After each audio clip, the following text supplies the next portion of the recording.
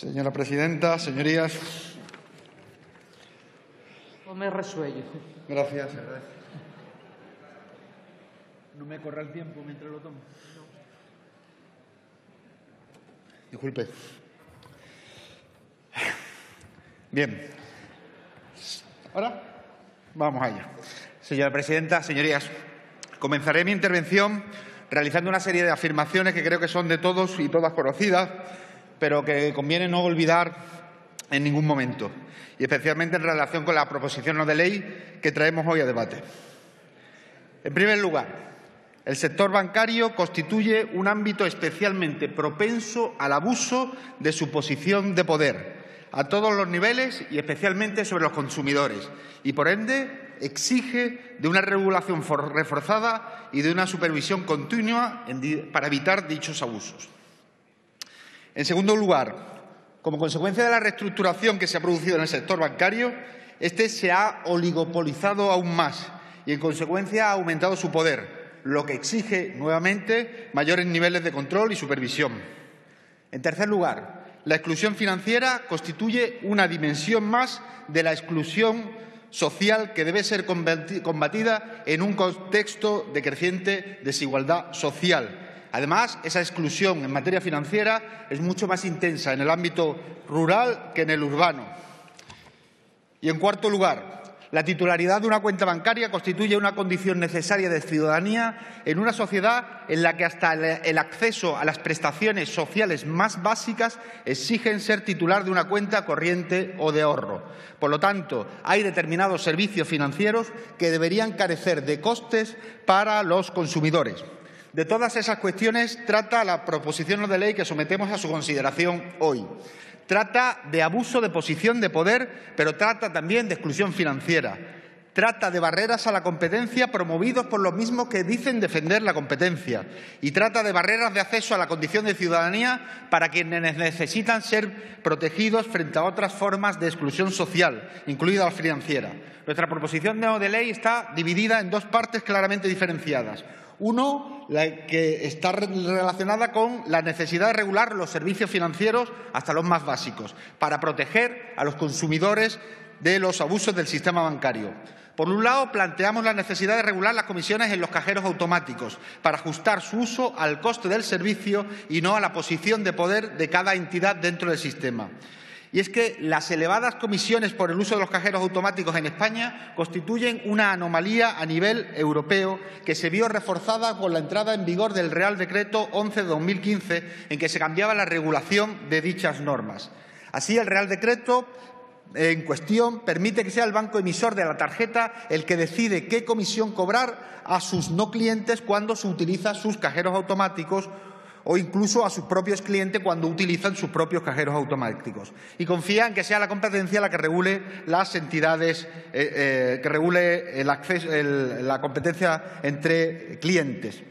La cuestión de fondo sobre esta proposición no de ley radica en que tres grandes bancos copan el 45% de la red de cajeros de este país: CaixaBank, BBVA y Santander. Precisamente las mismas tres entidades que, encabezadas por CaixaBank, cambiaron el sistema anterior basado en lo que se llamaba la tasa de intercambio, donde eran las redes de cajeros las que decidían cuál era el monto que se cobraba a la persona que utilizaba un cajero distinto al de su entidad, y pasaron a un sistema donde es el banco el que decide cuál es el monto que recarga a los clientes de otras entidades que utilizan sus propios cajeros. El hecho de que tres bancos ocupen una posición de poder del 45% de la red de cajeros significa que las probabilidades de que una persona saque dinero de un cajero de alguna de esas tres entidades es mucho más elevada que con respecto a otras entidades. Además, se generan una serie de efectos adversos sobre la competencia que han sido denunciadas por la Comisión Nacional del Mercado y de la Competencia en su informe de mediados de 2016 sobre la cuestión de las comisiones bancarias. Según ese informe, estos 3 bancos tienen ya una posición de preeminencia en el sector, dañando la competencia en el mismo y perjudicando a aquellas entidades que o bien tienen menos terminales o, lo que es peor, han tenido un comportamiento mucho más dinámico y alejado de los comportamientos bancarios tradicionales.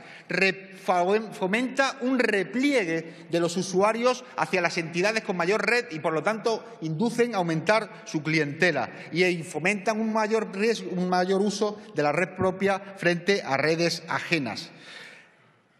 Por eso defendemos desde la argumentación la retirada del Real Decreto 11/2015 y que se realice un estudio del coste de mantenimiento de los cajeros. Y no lo decimos solo nosotros, es lo que plantea la Comisión Nacional de los Mercados y de la Competencia, precisamente en ese informe, cuando afirma que la comisión que fije el titular del cajero a la entidad adquirente debería tener en cuenta los costes de prestación del servicio, de manera que el precio cobrado por el servicio no exceda el coste de la prestación. Si quieren competencia, no me escuchen a mí, sino escuchen al menos al organismo encargado de velar por ella. Además, proponemos la creación de una carta de servicios bancarios mínimos, esenciales o básicos, que todas las entidades deberán ofrecer a un coste reducido o sin ningún coste y que deberá incluir, entre otros elementos, la ausencia de costes por su apertura y su mantenimiento.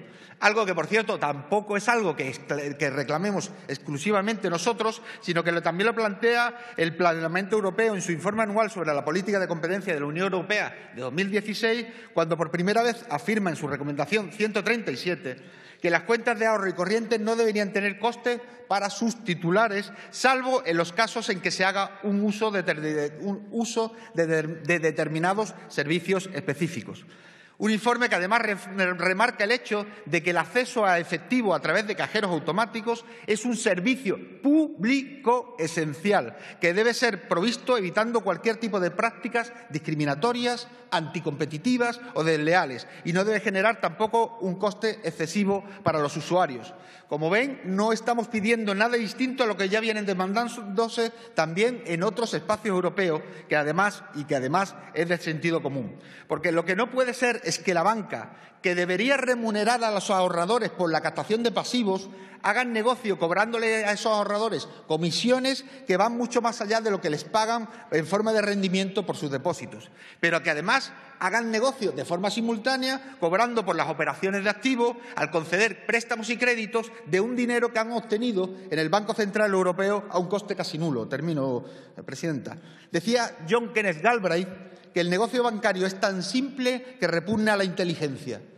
Todo consiste en pagar menos por el dinero que te prestan que por el que prestan. En este tiempo, en España ya se ha conseguido dar una vuelta de tuerca a esa afirmación y los bancos españoles no solo cobran por el dinero que te presta, sino que pagas por prestarle, por depositar tus ahorros en sus cuentas o por retirarlos de sus cajeros.